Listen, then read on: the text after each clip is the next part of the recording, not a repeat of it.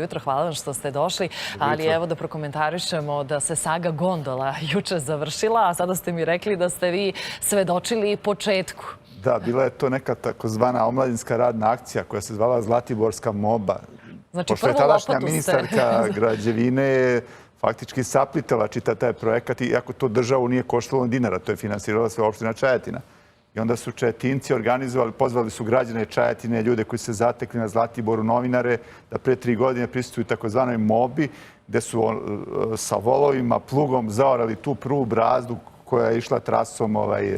Tako da taj publicitet je vrlo verovatno malo otoplio neke normalne ljude u tom ministarstvu, počnu razmišljati na jedan mnogo drugačiji način, jer to je zapravo najveća lokalna investicija u turizmu u Srbiji, gde zapravo država ne samo da nije pomogla finansijski, nego odmogla. I što je zanimljivo, niste primetili, ali to je trasa duga 9 kilometara, koja košta 13 miliona evra, a kao što znate, ona nesuđena gondola s Kalemegdana na Novi Beograd je trebala košta duplo više, a trasa je nepun kilometar. Znate, to su neuporedive cifre.